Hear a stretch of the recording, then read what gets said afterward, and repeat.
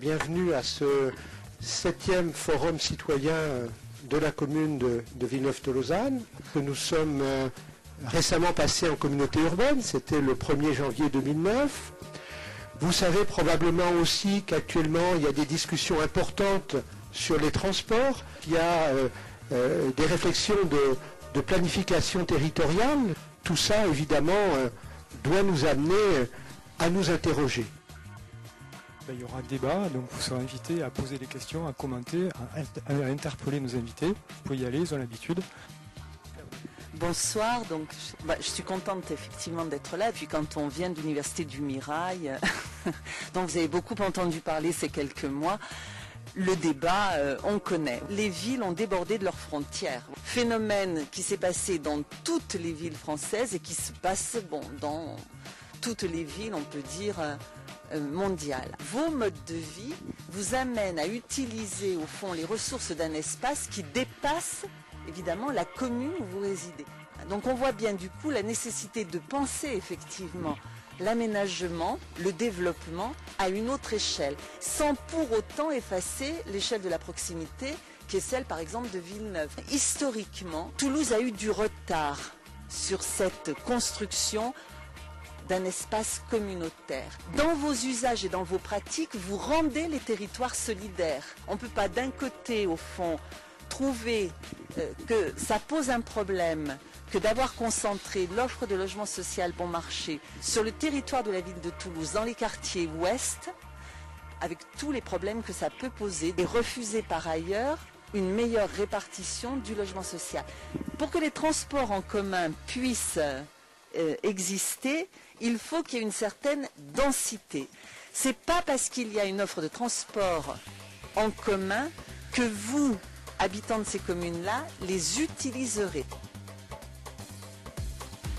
C'est sympa d'avoir un débat comme ça en plein extérieur et donc remercier Dominique Hocquart pour son initiative.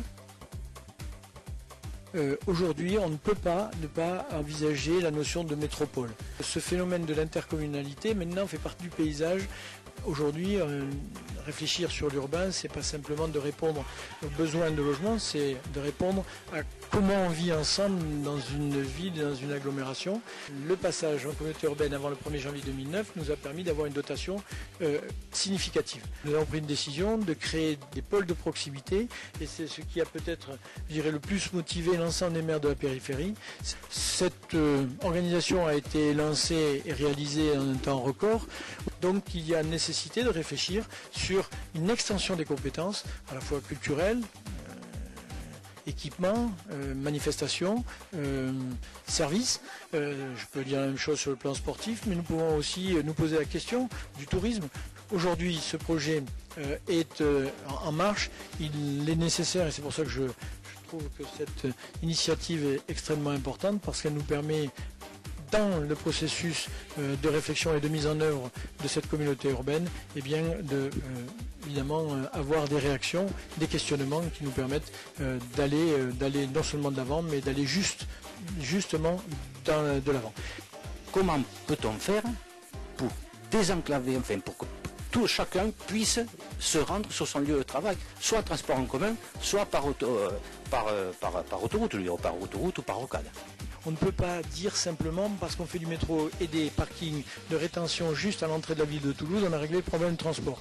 Aujourd'hui, on règle le problème de transport jusque presque au fin fond du département et même jusqu'à l'ensemble de la région. Et pour finir sur la question qui a été posée, aujourd'hui, je crois qu'il faut peut-être sortir de ce mythe qui consiste à penser que si on n'a pas du métro ou si on n'a pas du tram, on n'a pas de transport en commun. L'idée essentielle, c'est d'avoir le maillage le plus complet possible en site propre. Quand est-ce qu'on aura l'audace de livrer de l'eau potable et de l'eau propre?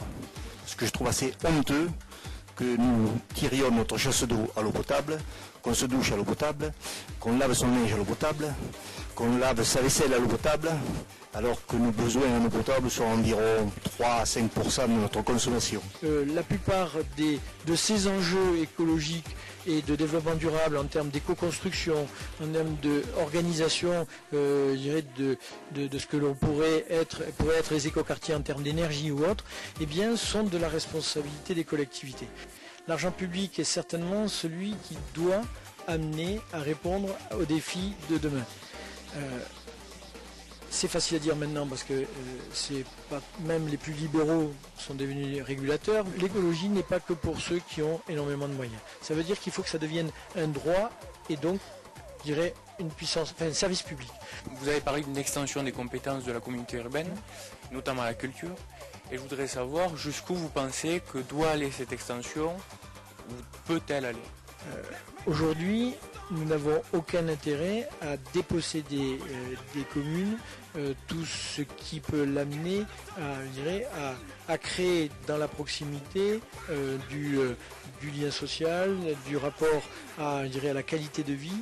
Il y a nécessité d'avoir un mode d'élection au suffrage universel de la communauté urbaine et des communautés d'agglomération, enfin de tout ce qui est intercommunalité.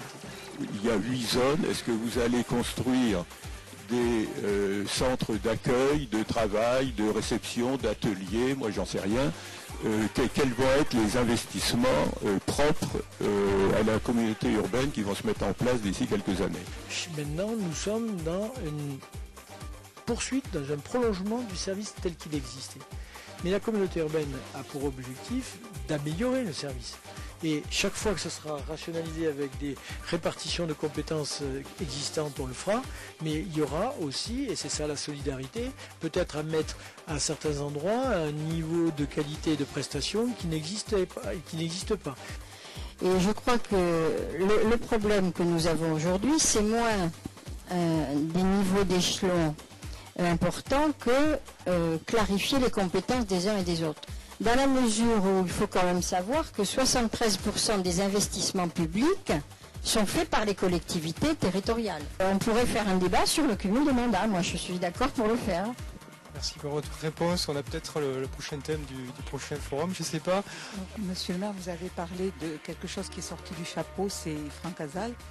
Et justement, quelles sont les réflexions au sujet de cette zone actuellement? Comme Pierre Cohen l'a dit, hein, les enjeux de l'aménagement de Francazal sont des enjeux évidemment importants et qui dépassent très largement le territoire des communes concernées, Cugnaux, Portet et Toulouse. Et l'enjeu, il est véritablement d'agglomération et même au-delà. Hein, donc je crois qu'il faut bien avoir cette idée-là. Et ce qu'on peut dire aujourd'hui, c'est que la préfecture a commandé une étude, a recruté un bureau d'études en lui demandant de travailler sur différents scénarios et de présenter ces différents scénarios à l'automne. À ce moment-là, il y aura de nouveau une discussion et des décisions pour approfondir plus l'un ou l'autre de ces scénarios. Pour conclure cette séance, Olivier Reynaud va en faire la synthèse. J'ai finalement accepté de venir à pied pour illustrer en fait la question des transports, qui est la thématique qui, ça ne nous aura pas échappé, est quand même centrale. Vous partirez avec, puisque chacun a sa façon de retourner, qui pédibus, qui en voiture, qui en vélo, pour certains. J'ai le sentiment, en tout cas, à avoir perçu à quel point l'auditoire était à l'écoute, parfois de façon critique, ce qui s'entendait, c'est aussi l'objet de ces forums citoyens. Alors pour terminer, si nos territoires peuvent effectivement se spécialiser d'autant plus, eh bien, je formule un vœu que pourquoi pas Villeneuve-Tolosane devienne ou se renforce comme le pôle où il fera bon débattre à l'arbre des arbres centenaires ou pas, peu s'en faut, du Majorat. Voilà, donc merci à nos intervenants.